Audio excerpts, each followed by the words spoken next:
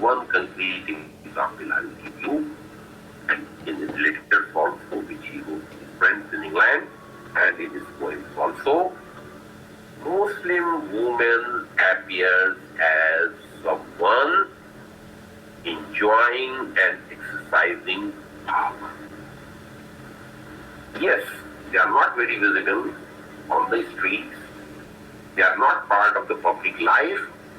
But what struck Byron was the economic rights which Muslim women had. They were business women. They had property. This was something unthinkable in Europe. Up to 1905, listen very carefully, woman was not a legal person in Europe and America. She could not own, she could not have any property of her own. She was dependent upon her father, then her husband, and then her son.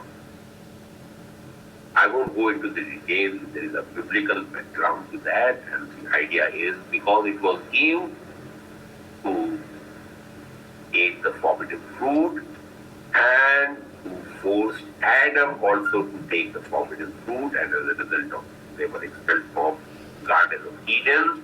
So the 2nd and 3rd century Christian fathers, they held Eve or humankind as responsible for man's exile from heaven.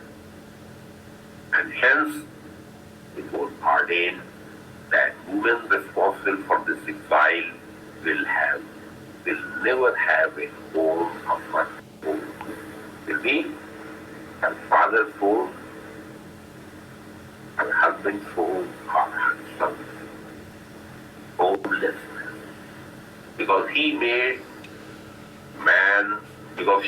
man homeless, because of her temptation, because of her mistake, God banished Adam and Eve from the Garden of Eden. So as punishment, she will never have her own home. Anyway, forget what my point was. I was telling you, using this oriental setting in his poem, Byron raises the question why women in Europe cannot have economic rights. They are there. They may be behind the curtain, but they're still running business. They have power. Economy governs everything. So because they have economic rights, so they are. So he's raising questions. So for raising questions, for answering questions, this Orient was used as a, what you can say, subtext or pretext. So very briefly, let me tell you, this Orientalism was used for comparativeness, comparing the Western tradition with the Oriental tradition, and for examining such sensitive issues as, listen carefully, as sexuality, women's rights, or gender justice, economic rights, and this is what you find in the literary Oriental. It is not just the exotic interest that they are describing a different people, a different culture. There is a whole purpose or objective behind it. And let me tell you, literary Orientalism is one of the flourishing branches of English studies, especially in the West. So many departments of English have modules or units on this literary Orientalism. I had carried out research. So up to 2009, I could locate more than 300 books on literary Orientalism, around 1,000 articles and conference papers, and about 500 PhD theses. Why?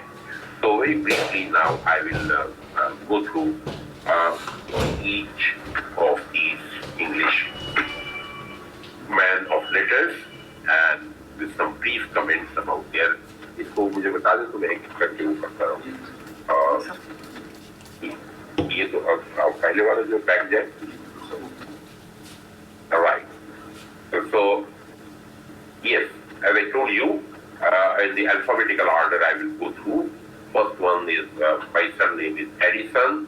Edison, he wrote what we say Oriental Tales. So all the titles of his Oriental Tales are there, and as you can see, dozens of Oriental Tales, mostly about Arabs, and it has some influence of the English and French translation of the Arabian Nights. So it was there. Then you can see Matthew Arnold, Sohrab and Rustam, Persian legend, the Sikh king in Bukhara, and this very important cultural study is the Persian Asian game. You know, among Muslims there is a sect called Shia. They have a mourning period in one particular month. Matthew Arnold, as you know, as a critic of cultural studies, he compares and contrasts this Persian or Shia with the Catholic tradition of this mourning of martyrs and religious leaders. So some very significant work in that context. Right, next is Matthew Arnold, then Beckford, a whole novel, about 300 pages long novel about an Arab caliph he's written, so that's why the name is Arab Wasif, full of Orientalism. William Blake, philosophical and mystical tradition, Arab and Indian. Browning also, you can see Doing Things, Durvesh, Camel Driver, Solomon Ildiz, Abbas Shah, Mihrab Shah, Muleka.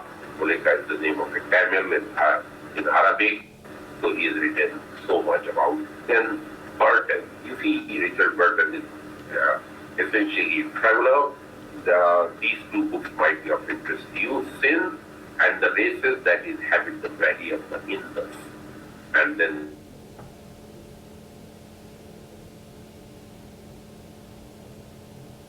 Falconry about Zanzibar, known as Tunisia. About Byron, I had told all these are Turkish tales, and even in his long poem Don John, there are many tattoos devoted to Islam, Muslims, and Turkey. Then Thomas Carlyle, his significance is in this book, for the first time in 19th century, Thomas Carlyle, at a public lecture attended by public figures, including church officials, for the first time he recognized that Prophet Muhammad was a genuine prophet. He was one of the heroes. Otherwise, prior to that, the entire Western tradition is as a negative image of the Prophet Islam, projecting him as an impostor, as a heretic, or as someone who had political ambitions. So he established a false religion. But the significance of Thomas Carlyle is that the tradition of peaceful coexistence, for the first time, he publicly affirmed the genuineness of Prophet as a hero. He's talking about some other heroes, but the significant point from Oriental point of view is this Christian-Muslim relations. Chaucer, yes, Chaucer displays amazing familiarity with Arab philosophers, Arab scientists. You know that from 7th century to Renaissance period in 16th century, these were the dark ages in Europe. At that time, Muslims were very productive and active in various domains of knowledge, and Chaucer has acknowledged that, and he has some negative ideas about Islam as well. Coleridge, yes, I will draw your attention to this poems about the Prophet, Egypt, Kubla Khan. You know very well the imagery there, and some of the critics have pointed out it is from the these images, whether of the fountain or this cancel and all these. This is from the Islamic concept of paradise. Right, congreve way of the word, so it is like a travelogue, which really something about Islam and Muslims. Conrad, yes, he is a 20th century writer. The colonial mindset is there. We will see Malaysia and this part of the world, so you find this colonial mindset there. Before that, again, it's in the tradition of a travelogue, all the time talking, and then Dryden, look at that. Dryden, one of his plays, look at number 3, Aurangzeb. In 17th century, when there was hardly any communication between India and England, he's writing a whole play on this Mughal king, that's Aurangzeb. And it's totally, not just this Aurangzeb, all other of his plays and poems, they are initiated by a kind of hostility towards Islam and Muslim. E.S. Eliot is a very significant poet, one familiarity with Vedantic philosophy, with philosophy, with Indian tradition, whether in the wasteland or in the rose gardens or imagery there. So for those of you interested in comparative studies, you may study this particular poem. This Fletcher is not a very significant poet. Yes, E.M. Foster, perfect example of what is the positive political, his empathy for India and Indians in his celebrated novel, his passage to India, and his condemnation of the atrocities committed by the British officers. So he is an Englishman, but full of understanding and sympathy for India and Indians, and then the Hill of Devi, that's also about Indian life, customs, and traditions. So it is not so that all of them, they suffer from misconceptions and misperceptions, but generally it is there. There are some exceptions. I give the example of Byron and Eliot and Foster. Goldsmith, in these letters, he's talking about Islam and Muslims. Look at the titles, Qasim and Zubeda, purely Muslim names. Then Lee Hunt, another romantic poet. Again, look at the titles. The Trumpets of Zulqarnain. It is very few Muslims who follow who is Zulqarnain. It is a Quranic allusion, but he has written a poem on that, and then about Mahmoud al-Nabi and about other Muslim characters he has written poems. Samuel Johnson, like this Edison, Oriental Tales, and as you can see, all these Muslim characters are there: Abdullah, Beda, Hamid, Rashid, Basra. Now, yes, that must be of great interest. Look here, Sir William Gill. Who is he? He is a polymath. Who is a polymath? Is someone who is expert in various fields. Essentially, he is a jurist, he is a judge, all the linguist also. He joined command over, would you believe, Arabic, Persian, Turkish, Sanskrit. Amazing. Now look at some of his work. One is the Persian poem, okay, forget, then this Arabic translation from Arabic. Now please read it out. The hymn of Kamdev, Ganga, Indra, Lakshmi, Narayan, Saraswati, Patarati, Bhavani, Durga. Look at that. And then you see the translation of Shakuntala, Gita Govinda. This is what is Oriental. Somebody is a Christian, he's an Englishman, and look what is he introducing to his readers. Kalidas, Shakuntala, marvelous text. the Govinda, and then all these mythological figures of him and positive way. So at one end of the scale we have Robert Sadev, another is William Jones, and we know he established Royal Asia Society in Kolkata, so it was a big center of Indian studies. In these you find only passing references to Orient and James Joyce, that 20th century, and something concrete about Islam and Muslims there in this novel. Yes, Kipling is another perfect example of Orientalism. He is a, what we say, myopic, biased, very highly critical, negative view of India and Indians, whether in this game or in other works, but he has written extensively about the Orient. Lander, again, some of the poems about Islam and Muslims. Doris Lessing, that's what I been updated. She passed away in 2012. She was, her parents were based in Persia, so she spent some ugly life in Iran.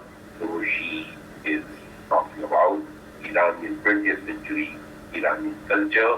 And look, the novel for which she was awarded the Nobel Prize for Literature, the title is Shikasta. Shikasta is a Persian word which means broken or defeated. Marlowe, again, Sir, just 1 minute. Is it possible to move to the previous slide once again? Okay. William Jones, you mean William Jones? Which author? Lander and Kipling. Is it okay? Right.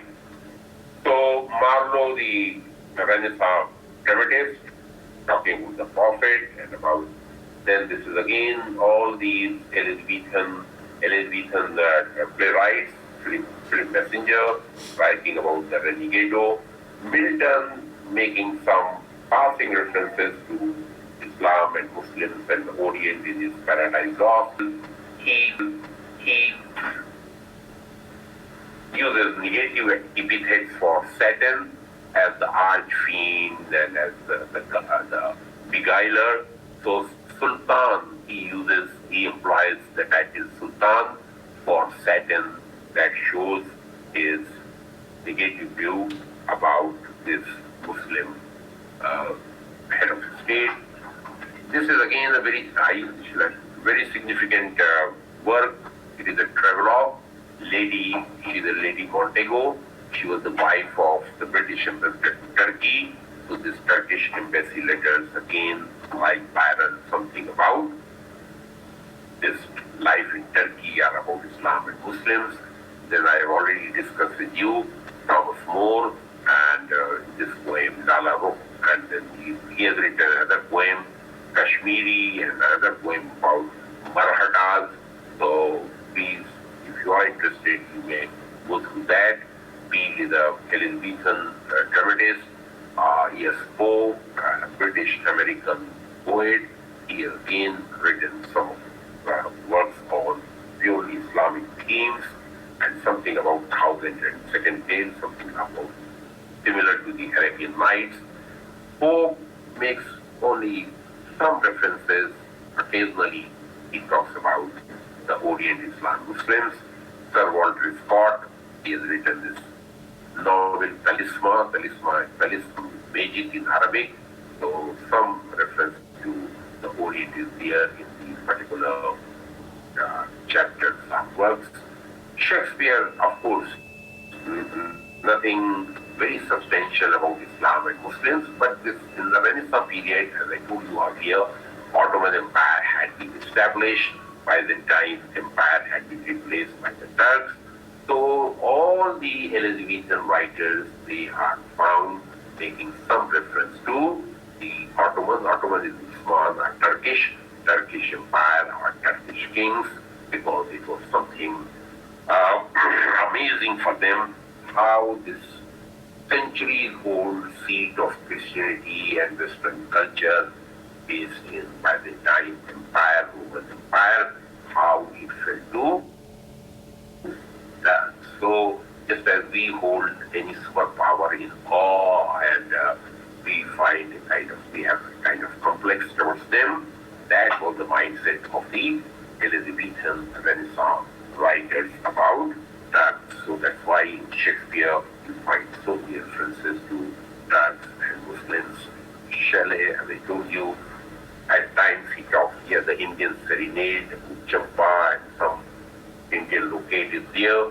Today I have already discussed this particular work, number 2, Curse of Tehama in particular. He wrote a poem of the Prophet also. In Spencer, you find only passing references, nothing substantial. Tennyson has written, now look at this, where is that? I missed that. Well, there is a poem by Tennyson titled Lucknow. Why Lucknow?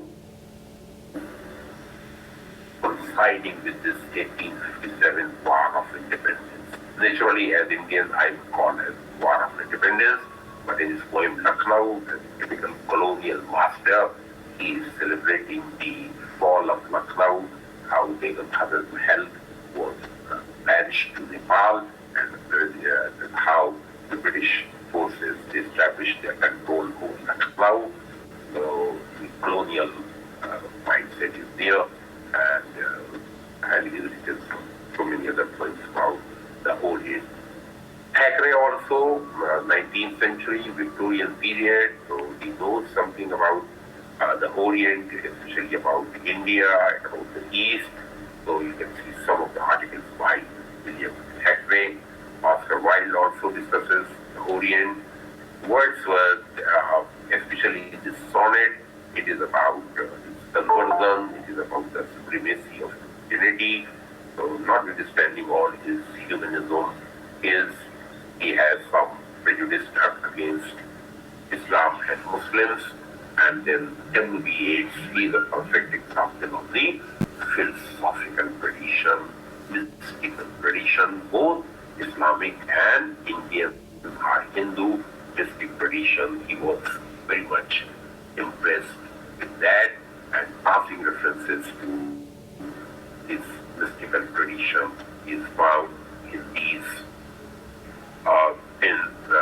poems, isn't it? So, as you can see, I have indicated the works in which literary Orientalism is evident. I have pointed out to you the main contours are the approaches of these writers, naturally very briefly, but just to introduce you, to sensitize you, to make you aware of this particular dimension or aspect of English literature. Why? There are many reasons behind that. First of all, this mirror image is always fascinating. Look at yourself in the mirror. It's some revelation. And especially if the mirror is shown by someone, you gain some self-knowledge.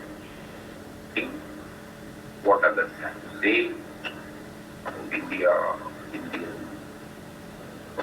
Muslim. Right or wrong, everyone is entitled to his or her opinion. At least you gain some self-knowledge. And there is always room for improvement. It is about some flaws of misconduct on our part, which we should mend the ways. Why I am keen on this topic is, here you or your students can carry out Oddish something. Generally speaking, these literary studies, they rely on secondary sources. There is hardly any which naturally we are not so familiar or so well grounded in the English culture or English tradition.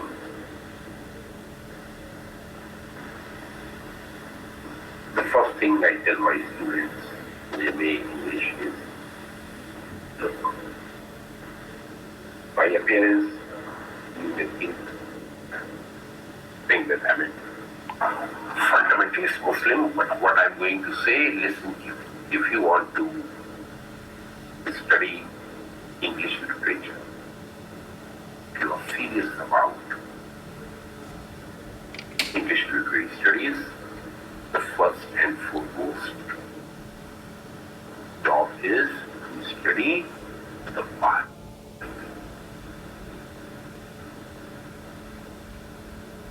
As a cultural text, it permeates the life of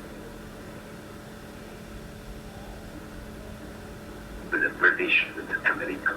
Not that they are preaching Christianity or they are presenting, forget about Milton's Paradise Lost,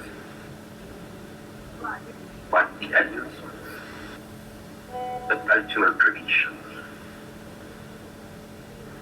they are part of their fiber. It is in their blood and flesh. It is to be W.B. Yeats, any writer. This familiarity with Bible is essential. Right. The point I was telling you, these works which I just indicated to you, if you take up for your research, you will have naturally more confidence. They are talking about India, they are talking about Islam, they are talking about Muslims. You know their primary text. You are the best judge how accurate, how authentic, how defective, how malicious that description is. If these writers, they have used some Oriental words, Oriental diction, again you have the advantage. You are the best person to comment on its appropriacy or otherwise. That will be your original contribution.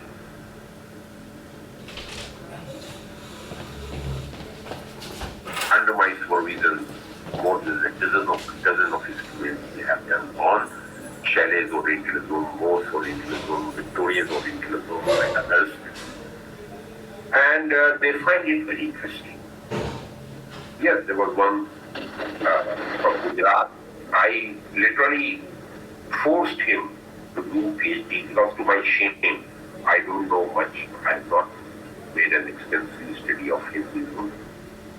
So that study was from Gujarat.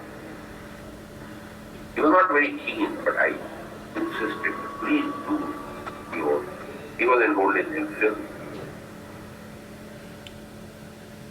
Please carry out this on the custom.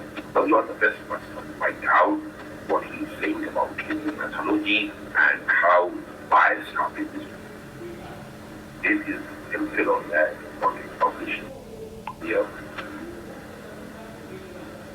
So, if you study or if you or your students carry out research, you are firm grounds.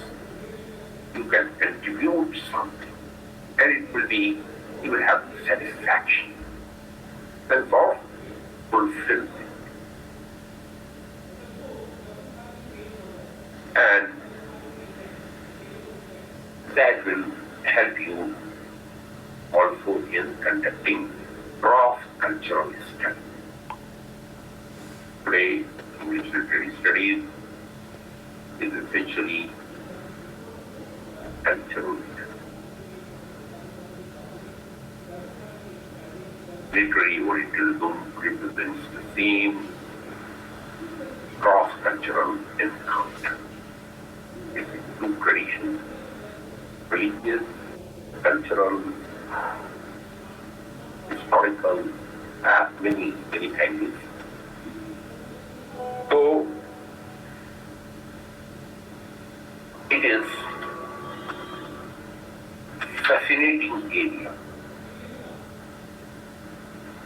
Owing to constraints of time, I could not share with you, but on the slide, let me tell you, even women poets in the Romantic period,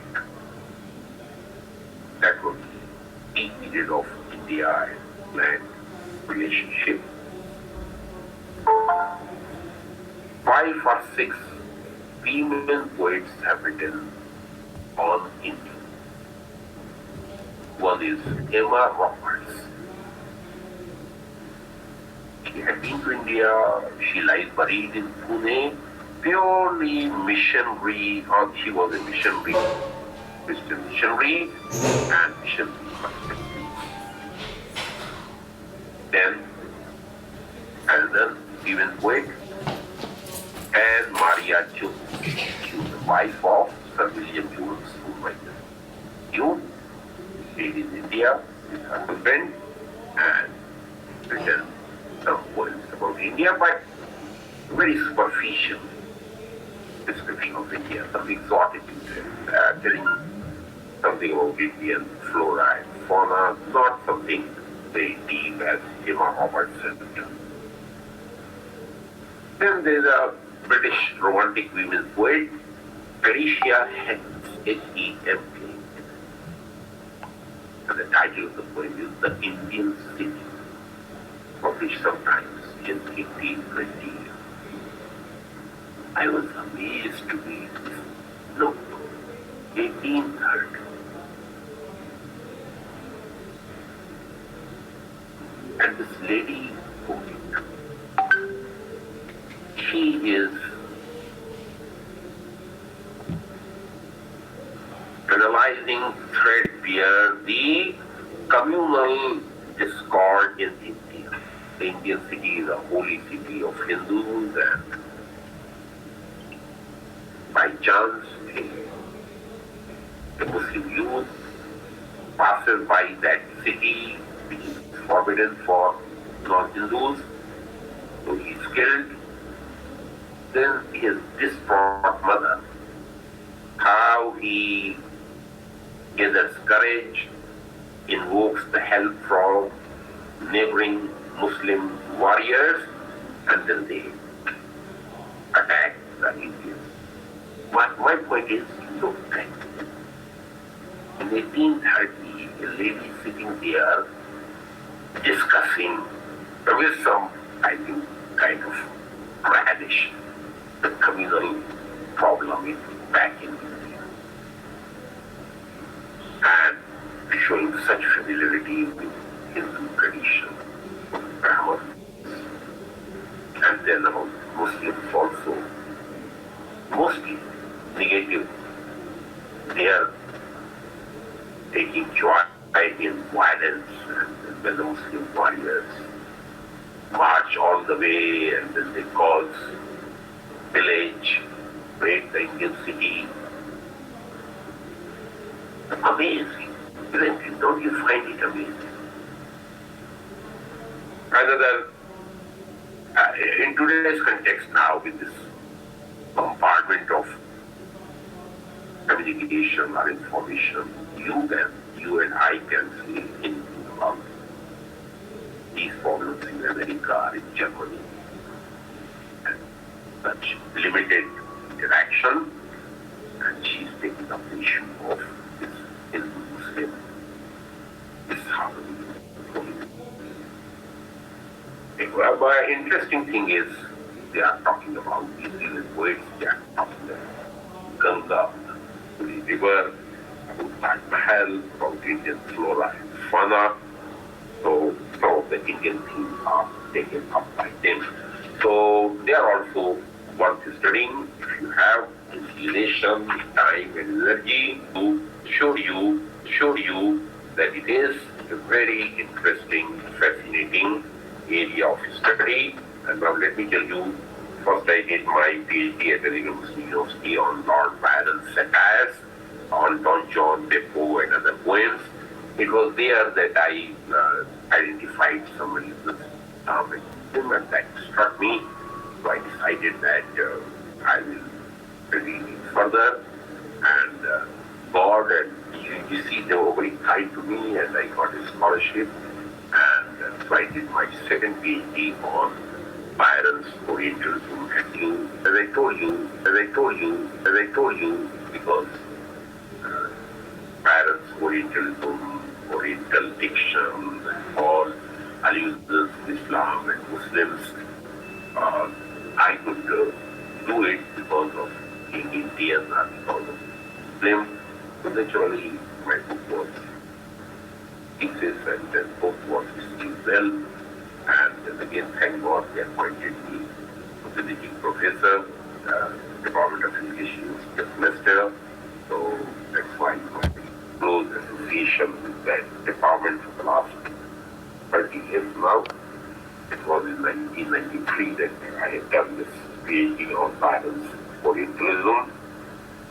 But I'm sure you might have noted that it is something interesting, something challenging, at the same time something highly rewarding. So I wish you the best, and it's up to you to explore it further, for writing articles, for asking the students to carry out this research, or reading material on it. By the way, one of my books is Literary Companion, so it has an extensive bibliography of what I was just telling you, 300 books, of thousands of 1,000 articles, pieces, different work, and then so literally every year dozens of books appear on some aspect of history. All right, so thank you very much. It was wonderful sharing my observations with you. So it's been on something, and if you have any questions, any observations, you can share it. You can put it in the comment box, chat box, so that I can respond later as well. But this is what I wanted to share with you. Just a minute. Let me come back to the screen. Yes. So one question. Go ahead. Sir, one question. You. Sir, Yeah, yes, sir. Yes. What? Yes, Go sir. ahead. Sir, I just want to know that can I get some information related to Indian poets' works, which that has Orientalism in their works? Pardon? In Indians poets' works. Indian poets were, you can't call it Orientalism, you can call it some other kind of. I gave you the definition. When we say Orientalism, we mean the study by a Western.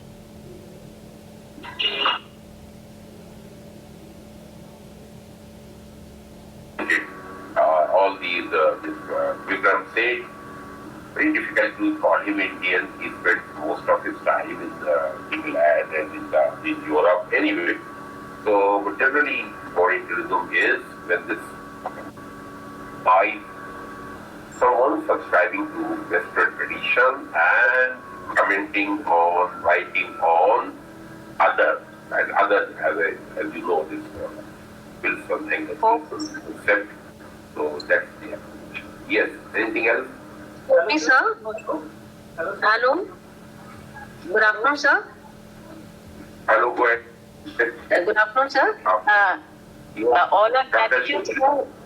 Yes, sir. Shashi Srivastava ji, फरमाइए.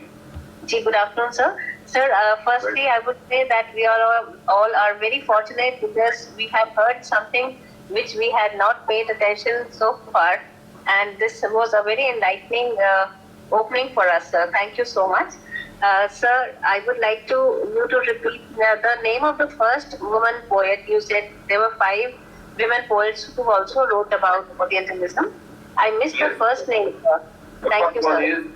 The first one is Emma Roberts, E-M-M-A, Emma Roberts, R-O-B-E-R-T-S. And she has 3 collections of poems on Hindustan, isn't it? On India. Amazing. Amazing. One of my PhD students did his PhD on the British Romantic People. Okay. Wish you the best, Dr. Shilji. Thank you, sir. Yes. Thank you, sir. Hello. बताएं doctor Dinesh देवरे जी बताएं afternoon.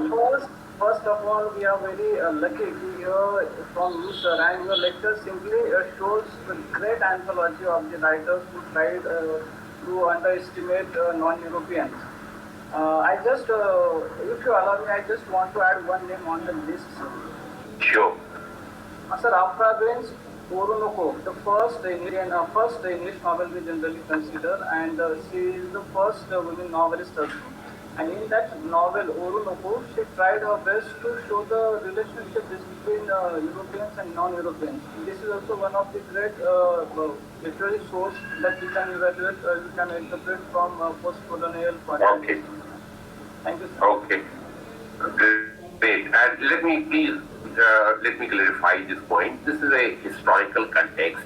Please don't take my references to missionaries or this Islam, Muslims, misconceptions in on a face value. This is a historical context, isn't it? I don't have anything against these Western writers. Well, they are entitled to their opinion. They have written something about the Prophet as an imposter, as a Muslim, I might feel. But this is what history or this is what the tradition is. And Christian missionaries, they were perfectly within their rights and freedoms. They were, because they believe in the truth, that truth, and they are promoting it.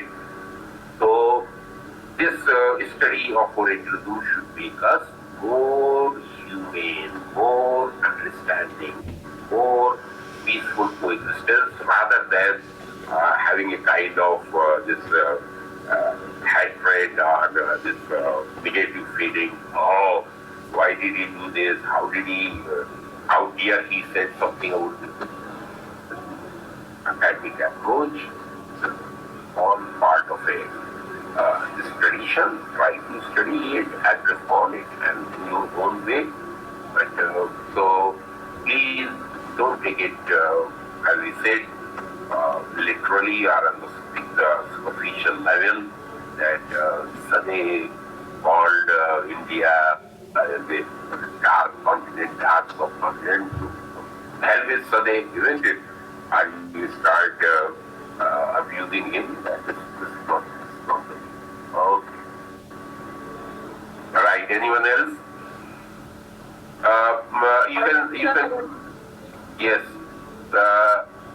You can share your observations in the comment box. So I will go through it and respond to it. And I have many hats, so I have to attend office also. There are three courses, online courses are going on. So I know it is not 12:30, but I will take my leave. Yes, Professor Samir Rafiq, do I have your permission to? Yes, sir. Thank you so much. That was extremely interesting, enlightening lecture. We all learned so much from you. Thank you so much, sir. Great, wonderful. It was wonderful talking to you, and we'll keep in touch. Please, Thank you, please, sir. Thank you,